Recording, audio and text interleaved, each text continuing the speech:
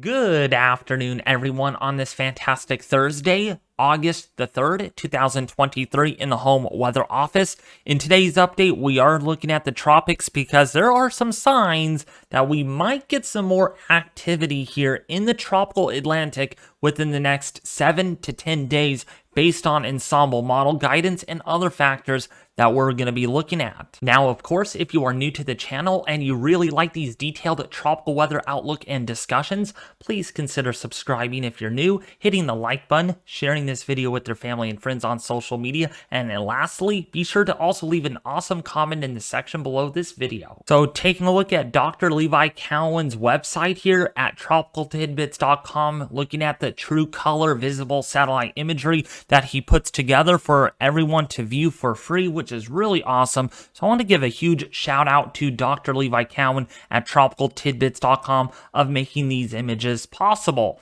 So of course we have our area of interest. This is area of interest number 1. By the way, what you see here and what you have seen on my Twitter page is not official by the NHC, by the way. I want to make that clear with you all. These are outlooks that I make on my own and are handcrafted and are all decided upon me and my analysis. So I want to make that clear with you all when watching this video. So right now, it's a 5% chance of tropical development, according to with my analysis and based on ensembles that we're going to be looking at, that this might have a slim chance of making a run of becoming more better organized, the one that's coming off of Africa. And we have another area behind there that I'm watching closely, but it is not enough of impetus, at least, for me to give it a heads up or an area of interest at the moment. So we only really have one area out there right now in the Atlantic that we're watching a bit closely. So now when we look at the National Hurricane Center here, I always like looking at this because now, again, while it does not say that there is going to be any tropical development and it's looking pretty empty here over the next 7 days, does not mean we won't have anything at all. We're, again, watching an area of interest south of the Cabo Verde Islands off of Africa that could get better organized in days to come. So it'll be interesting to see how that plays out. See if I'm right again, right? Because the last one kind of saw that coming, and then all of a sudden the NHC started talking about it, right? So we'll see if they do that again. But again, as of this update, there is nothing right now over the next 7 days, and I just refreshed it to prove my point that there is nothing. However, there is something going on in the Eastern Pacific Basin. Dora, major hurricane with 125-mile-an-hour winds, peaked actually at 130 miles an hour late last night. So, very intense hurricane, to say the least. Pressures are down to 955 millibars. And if we take a look at the track here, this will miss Hawaii with plenty of distance. So there is no threat to the Hawaiian Islands at this time at all. And even, that really misses it by a lot. So no worries there. But this will remain a powerful hurricane all the way through the next 5 days, with it being a major hurricane through Friday morning. And that, again, is winds greater than about 115 miles an hour, or Category 3 status. We also have another area of interest moving up up the coast here in Mexico. Gonna probably get close to Baja California in the next 7 days. This has a 70% chance of tropical formation in the next week, and a 30% chance, a low chance that is, in the next 2 days. So let's take a look now at tropicaltidbits.com, because now what I'm about to show you is the operational Euro. Okay, this is a different product than what I'm about to show you on weathernerds.com or .org. That's what it is. Yeah, weathernerds.org. Yes, it is. That it's going to show you a whole different story. So we're going to be looking at the Euro in this update.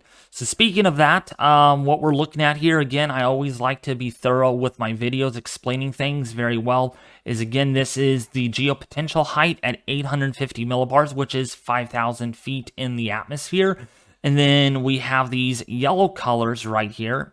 See these yellows, and you got some oranges here. This is actually vorticity, how much spin there is in the atmosphere. And then, of course, you get your wind barbs. See these little flags kind of tell us which way the wind is blowing from. So we can kind of get an idea that the wind is doing this around this low-level ridge that is in place and anchored over the central Atlantic. So why not? Let's take this out. Okay, basically this is for today. Let's kind of go forward out in time.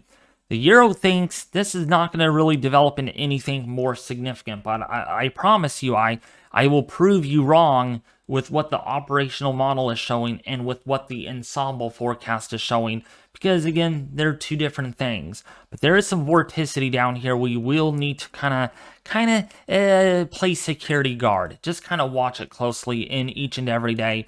But for right now, according to the operational forecast, we do have a little bit of vorticity there, passing just to the north of Puerto Rico. This is in the next 5 days or so, and then another area to watch eventually beyond that. But if you just look at the Euro, you're going to be like, there's no activity, David. What's the hype about? What are you hyping us on about? Well, there is some activity, and eventually, if we look at the 0Z, because the Euro is still rendering on tropical tidbits, that there's more areas coming off of Africa that we need to pay close attention. And just kind of FYI here for you all that are wondering is that, sorry, I'm itchy on my head today. I don't know what it is. Maybe some allergies out there. Sorry, I got a little distracted. Is that the Euro, far out in time, we think that, oh, it's going to not be active, but, a week ago, we thought it was going to be pretty quiet. And it is kind of. But, these models do change with further out in time you go, especially when we go out to 10 days. And so this right here is pretty strong. That's a very strong tropical wave. That is very strong westerly winds at the low levels. In fact, if we kind of play that through, look at those westerly winds there. So quite a bit of vorticity, quite a bit of spin in the atmosphere to get that started. So yeah, we are not ignoring the tropics, and it is climatological speaking when we see the typical ramp up in the season in itself, usually by mid-August. So now, remember the operational model, how it was not showing a whole lot of activity right on the 12Z. This is only going to go out to 150 hours, but it doesn't show a lot. You know what I mean.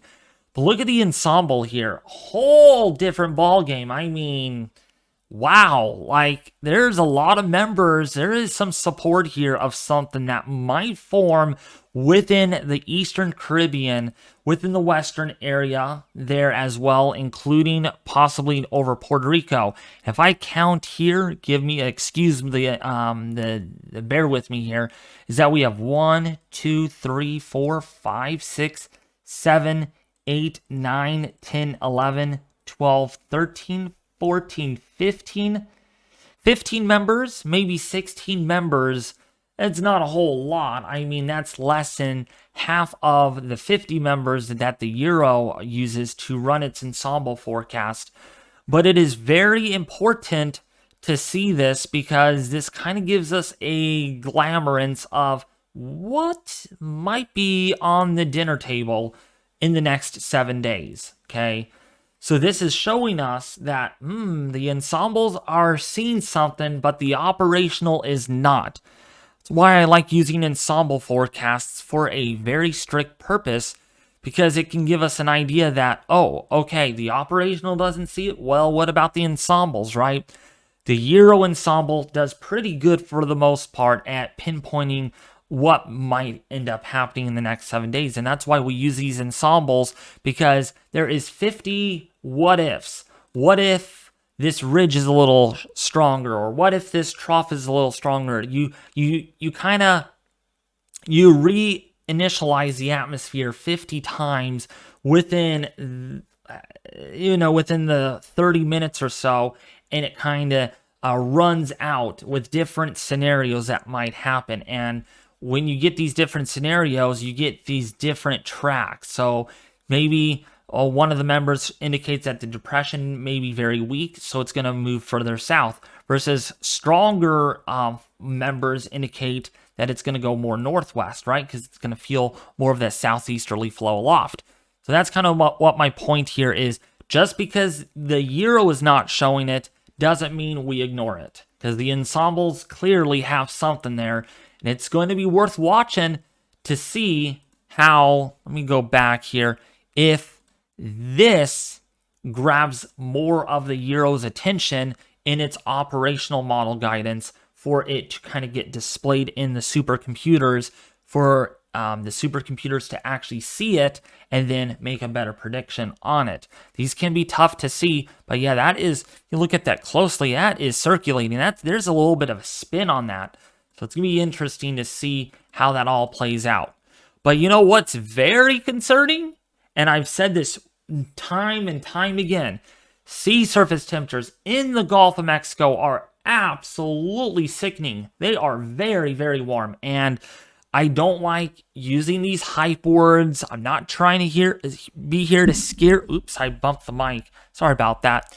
I'm not here to scare you all. I'm not here to cause fear mongering. Pat's Path Predictor knows that very well. Me and Pat's Path actually go back quite some time, and we have talked about the tropics quite a bit.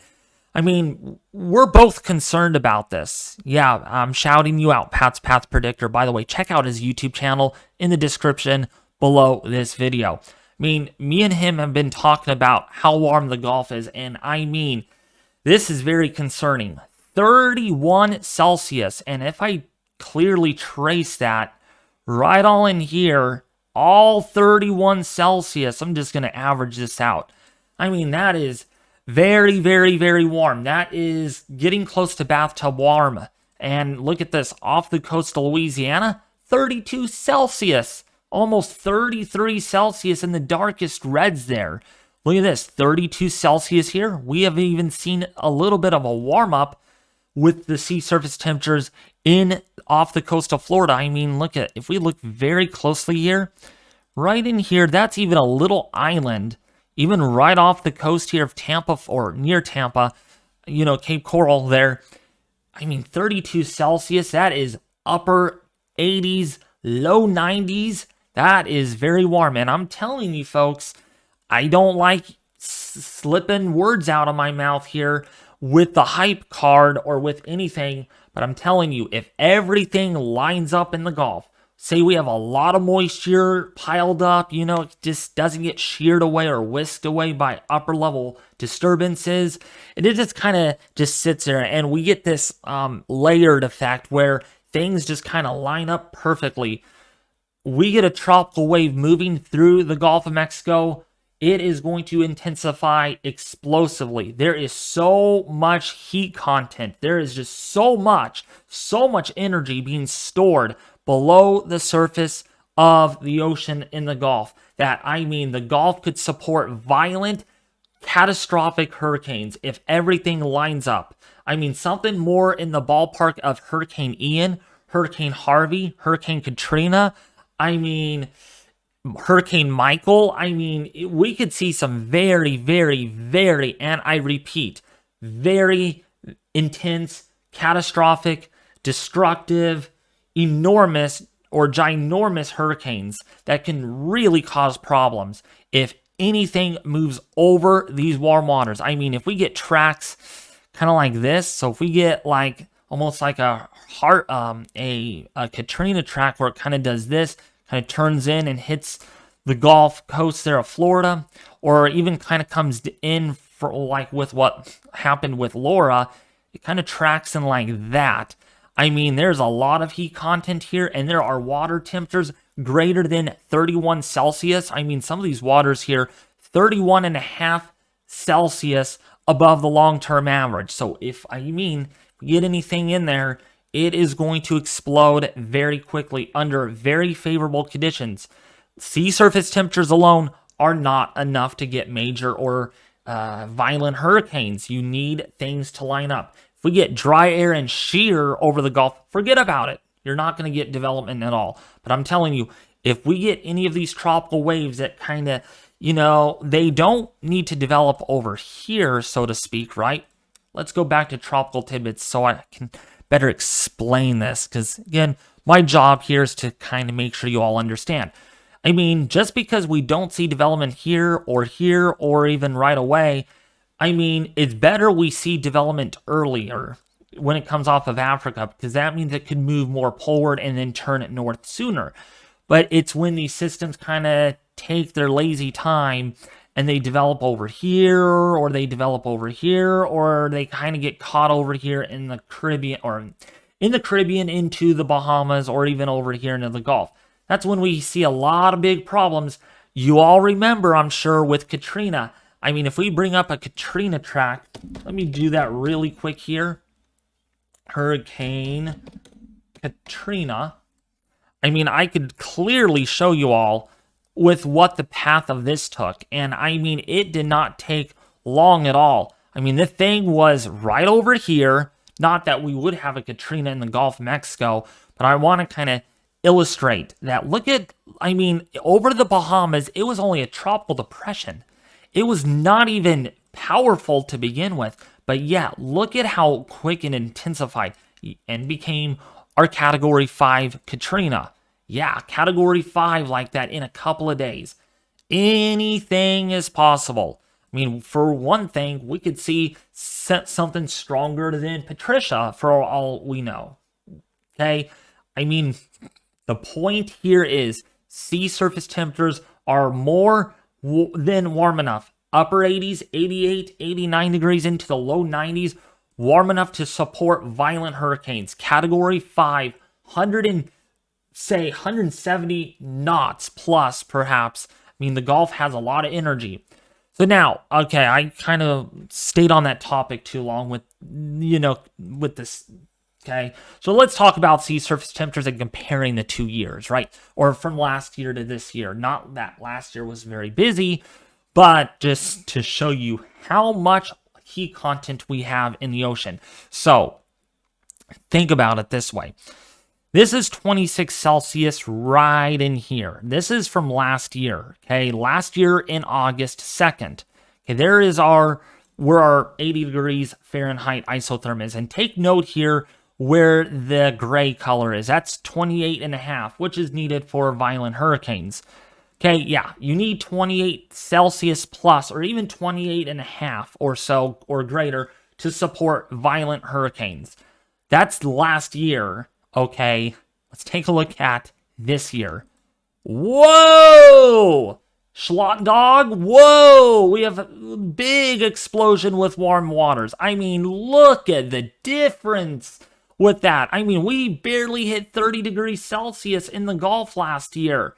I mean, come on, we're already at 32 Celsius. Off the coast of Louisiana, off the coast of Florida, over the Bahamas, even in western Cuba. I mean, boy, you hope something does not move into this area. And I mean, if it takes a track, we get a wave like this, and it kind of does this, kind of hugs, and then it kind of does that, or it kind of turns up, moves along the coast, or even kind of bends, and then kind of recurves out.